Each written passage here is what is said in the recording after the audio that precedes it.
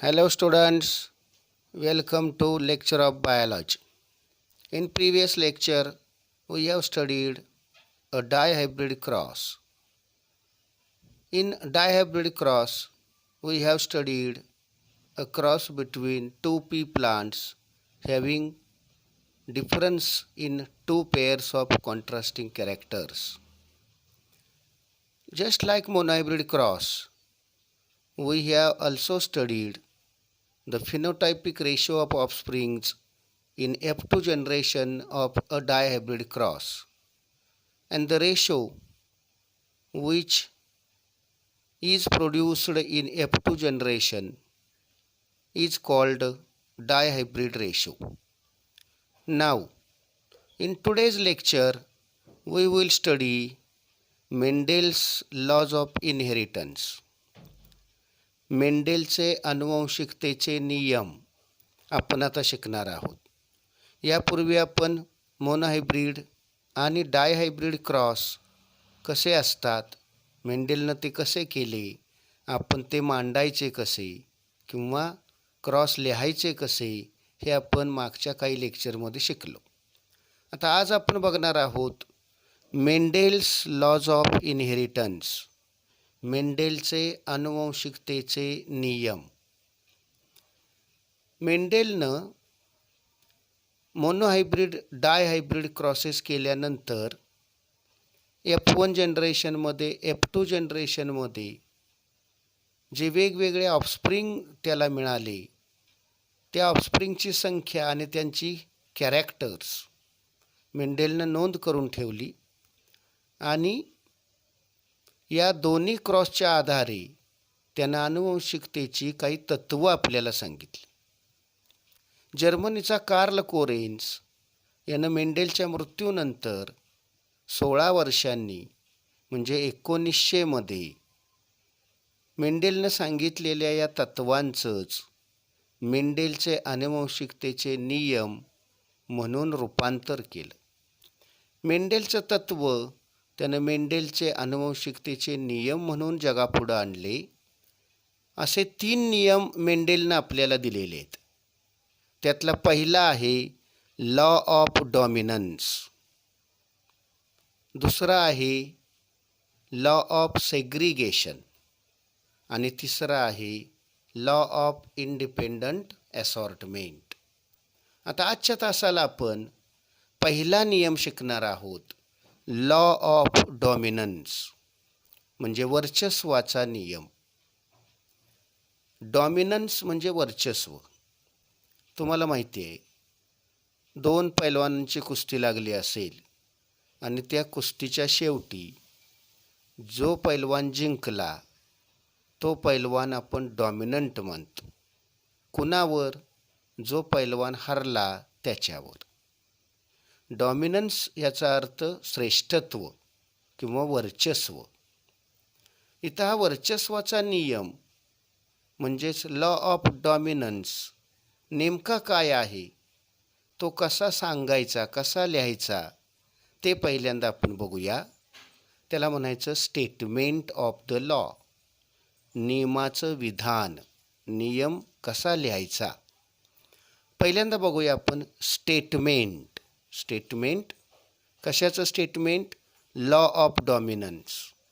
आता हे स्टेटमेंटमध्ये काय आहे बघा. When 2 homozygous individuals with one or more sets of contrasting characters are crossed. अर्थ काय बघा. जेव्हा 2 होमोझायगस म्हणजे प्युअर, इंडिव्हिज्युअल्स म्हणजे organisms, with one or more म्हणजे एक किंवा एकापेक्षा जास्त काय आहे, sets of contrasting characters. Sets म्हणजे इथं सेटचा अर्थ काय आहे, पेअर. प्रत्येक क्रॉसमध्ये मेंडेलनं काय केलं, एक डॉमिनंट ट्रेट असणारा पॅरेंट घेतला आणि दुसरा रिसेसिव्ह ट्रेट असणारा घेतला आणि म्हणून डॉमिनंट आणि रिसेसिव्ह काय झाला, एक सेट झाला. कशाचा? कॉन्ट्रास्टिंग कॅरेक्टरचा. म्हणजेच सेट्स हा शब्द इथं पेयर अशा अर्थानं आलेला आहे.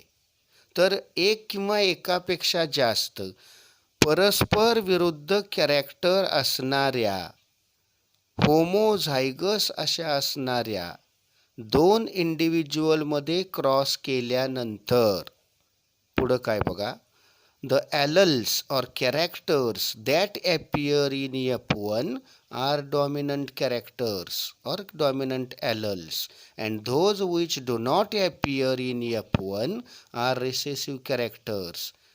याचा अर्थ बघा, जे कॅरेक्टर्स किंवा जे फॅक्टर्स ॲलल्स F1 मध्ये ॲपियर होतात, F1 मध्ये दिसतात, त्यांना म्हणायचं डॉमिनंट. कॅरेक्टरच्या बाबतीत जे कॅरेक्टर F1 मध्ये दिसतं ते आहे डॉमिनंट कॅरेक्टर. ॲललच्या बाबतीत ज्या ॲललचं F1 मध्ये एक्सप्रेशन होतं तो आहे डॉमिनंट ॲलल. आपण इथं कॅरेक्टरचा विचार करू. The characters that appear in F1 are dominant characters. आणि याच्या विरुद्ध काय, and those which do not appear in F1 are recessive characters. जे F1 मध्ये प्रकट होत नाहीत, दिसत नाहीत, त्यांना म्हणायचं रेसेसिव्ह कॅरेक्टर. आता डॉमिनंटच्या विरुद्ध इथं शब्द आहे रेसेसिव्ह. डॉमिनंट म्हणजे श्रेष्ठ किंवा वर्चस्व गाजवणारा, आणि रेसेसिव्ह म्हणजे खचणारा, दबणारा, ज्याच्यावर वर्चस्व गाजवलं जातं, जो खचतो किंवा दबतो, त्याला म्हणायचं रेसेसिव्ह. म्हणजे मुलांना इथं लक्षात घ्या, डॉमिनंटच्या विरुद्ध शब्द आहे रेसेसिव्ह किंवा रेसेसिव्हच्या विरुद्ध शब्द आहे डॉमिनंट. आणि म्हणून मेंडेलचा हा नियम काय आहे, डॉमिनंट कॅरेक्टरची व्याख्या आणि रेसेसिव्ह कॅरेक्टरची व्याख्या आहे. कशी व्याख्या आहे बघा, इथं सांगितलंय, the character which appears in F1 is called a dominant character, while the character which does not appear in F1 is called a recessive character.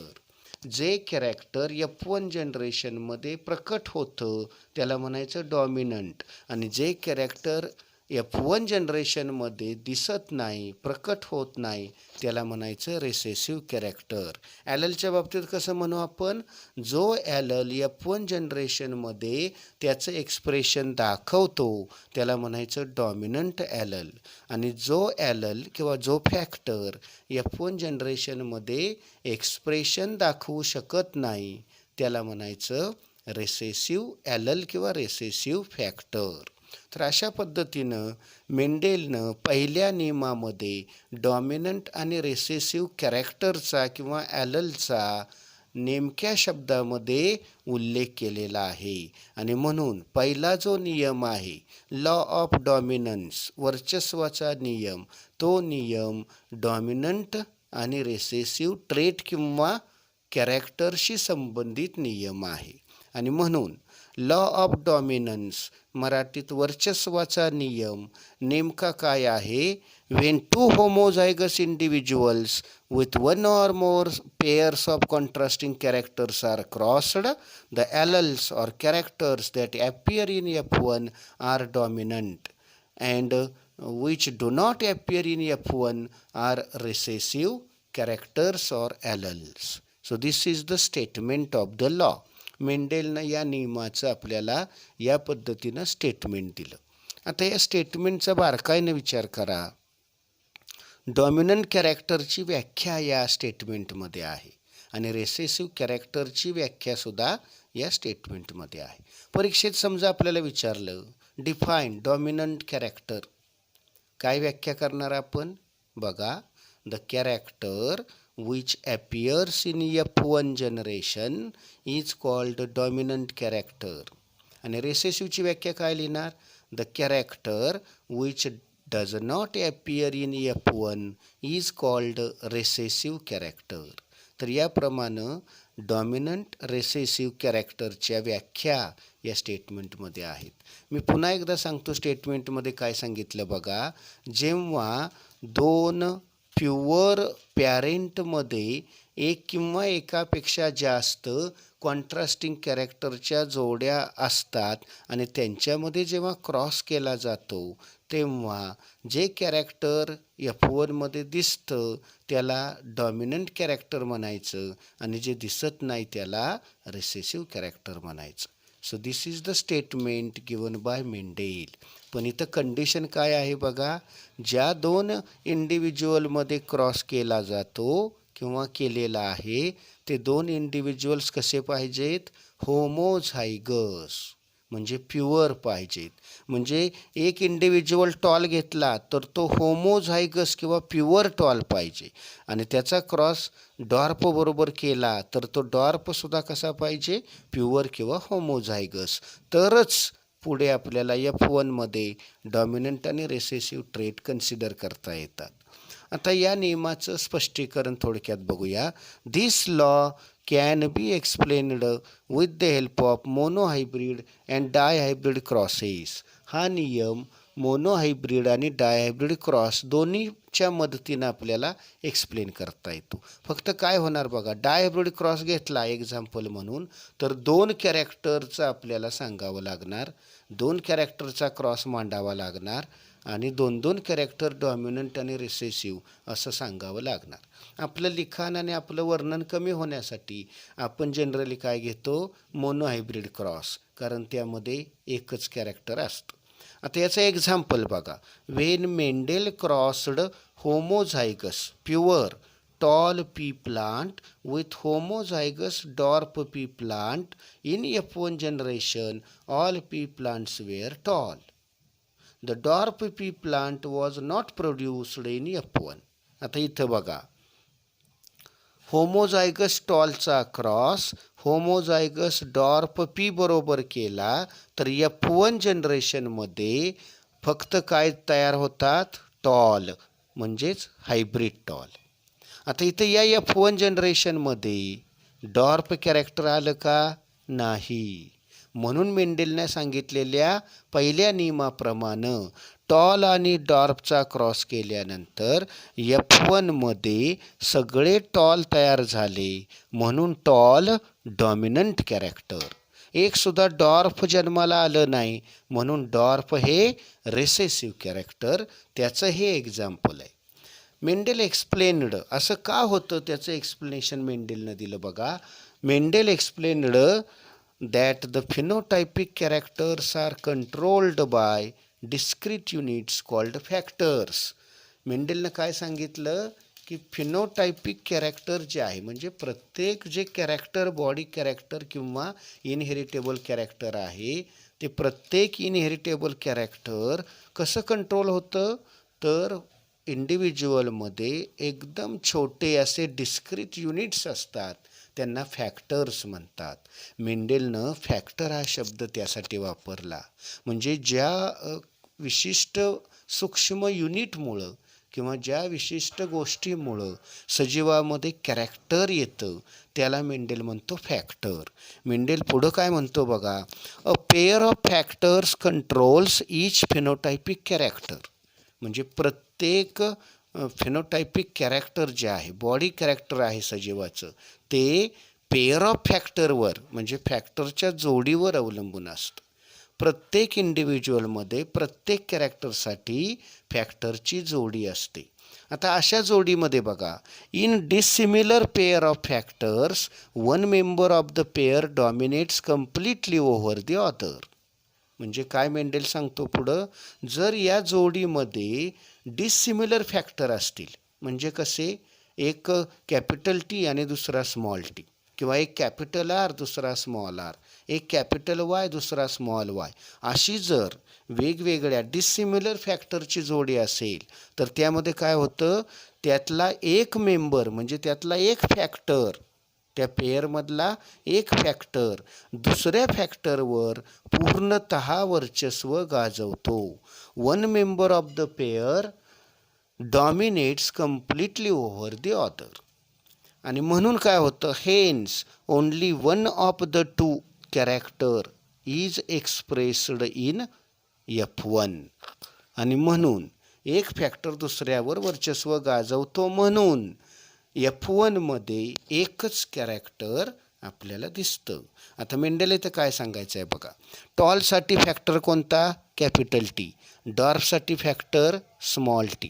आपण आजच्या भाषेत याला जीन्स म्हणतो. म्हणजे इथं असं आपण कन्सिडर करूया, हा वाटाणा प्युअर टॉल का आहे? कारण त्याच्याकडं कॅपिटल टी अक्षरानं दाखवलेल्या जीनची जोडी आहे. आणि हा वाटाणा डॉर्फ का आहे? कारण याच्याकडं स्मॉल टी अक्षरानं दाखवलेल्या फॅक्टरची जोडी आहे. आता टॉल आणि डॉर्फ यामध्ये क्रॉस केल्यावर मेंडेलला F1मध्ये काय दिसलं? तर सगळे टॉल. आता याचं कारण काय बघा. F1मध्ये ॲक्च्युअली कॅपिटल टी आहे, त्याचबरोबर स्मॉल टी आहे. म्हणजे मेंडेलनं सांगितलेल्या पद्धतीने डिससिमिलर फॅक्टरची ही जोडी आहे. म्हणजे F1मध्ये डिससिमिलर फॅक्टर्स एकत्र येतात, म्हणून तर त्याला मेंडेलनं हायब्रिड म्हटलं. जर एकसारखे आले तर ते प्युअर होमोजायगस, आणि वेगवेगळे आले एकत्र जोडीमध्ये तर ते हायब्रिड किंवा हेटरोझायगस. मग F1मध्ये हेटरोझायगस कंडिशन आहे, म्हणजे डिससिमिलर पेअर ऑफ फॅक्टर्स आहे. तर यामध्ये कॅपिटल टी आणि स्मॉल टी आला. टॉलसाठी कोण आहे? Capital T. आणि डॉर्फसाठी कोण वापरलं आहे? Small T. पण सगळे कसे दिसतात? टॉल. म्हणून इथं काय आहे? कॅपिटल टीचं स्मॉल टीवर पूर्ण वर्चस्व आहे. म्हणजे जोडीमध्ये जरी डॉर्फचा फॅक्टर असला तरी त्या फॅक्टरचं या टॉलच्या फॅक्टर पुढे काही चालत नाही. स्मॉल टी हा डॉर्फचा आहे, कॅपिटल टी टॉलचा आहे. टॉलचा जो कॅपिटल टी आहे त्याच्या बरोबर स्मॉल टी आला, म्हणजे डॉर्फचा फॅक्टर आला, तर डॉर्फच्या फॅक्टरचं डॉमिनंट असणाऱ्या कॅपिटल टी समोर काहीही चालत नाही, आणि तो पूर्ण खचतो, दबतो. तो जरी तिथं असला तरी त्याचं एक्सप्रेशन डॉर्फ त्याला दाखवता येत नाही. आणि म्हणून सर्वच्या सर्व पी प्लांट्स F1मध्ये कसे दिसतात? टॉल. आणि म्हणून the above cross shows that tall is dominant character in P. वरचा हा क्रॉस काय सांगतोय आपल्याला?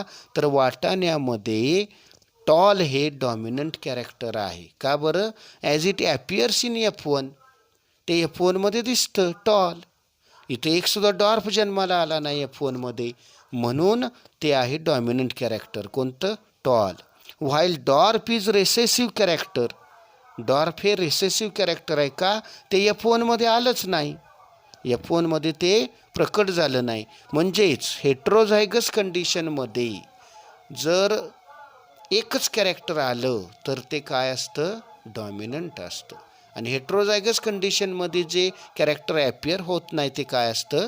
रेसेसिव्ह. इथं या आपल्या उदाहरणामध्ये टॉल हे डॉमिनंट कॅरेक्टर आहे, कारण F1मध्ये ते आहे, आणि डॉर्फ हे रेसेसिव्ह कॅरेक्टर आहे. आता असं का होतं इथं? तर कॅपिटल टी टॉलचा factor dominates over small T. म्हणजे डॉर्फचा जो फॅक्टर आहे स्मॉल टी याच्यावर टॉलचा फॅक्टर कॅपिटल टी पूर्ण वर्चस्व गाजवतो. आणि म्हणून कॅपिटल टीचं स्मॉल टीवर पूर्ण वर्चस्व असल्यामुळं कॅपिटल टी आणि स्मॉल टी एकत्र आले की टॉलच कॅरेक्टर दिसणार, डॉर्फ नाही. कारण कॅपिटल टीचं स्मॉल टीवर पूर्ण वर्चस्व असतं, किंवा वाटाण्यामध्ये तसं आहे. आणि म्हणून वाटाण्याच्या बाबतीत टॉल हे डॉमिनंट कॅरेक्टर आहे आणि डॉर्फ हे रेसेसिव्ह कॅरेक्टर आहे. आणि याच पद्धतीनं F1च्या आधारे मेंडेलनं आपल्याला 7 कॉन्ट्रास्टिंग कॅरेक्टरच्या जोड्या दिल्या. वाटाण्यामध्ये टॉल डॉमिनंट आहे, डॉर्फ रेसेसिव्ह आहे. राऊंड सीड डॉमिनंट आहे, रिंकल्ड सीड रेसेसिव्ह आहे. येलो सीड डॉमिनंट आहे, ग्रीन सीड रेसेसिव्ह आहे. इनफ्लॅटेड पॉड डॉमिनंट आहे, कॉन्स्ट्रिक्टेड पॉड रेसेसिव्ह आहे. कलर्ड फ्लावर किंवा पर्पल फ्लावर डॉमिनंट आहे, व्हाईट फ्लावर रेसेसिव्ह आहे. एक्झेल फ्लावर डॉमिनंट आहे, टर्मिनल फ्लावर रेसेसिव्ह आहे. आणि याप्रमाणे मेंडेलनं 7 कॉन्ट्रास्टिंग कॅरेक्टरच्या जोड्या तयार केल्या वाटाण्यामध्ये, आणि त्याचं टेबल आपल्याला मागच्या 2 नंबरच्या लेक्चरमध्ये बघायला मिळालं.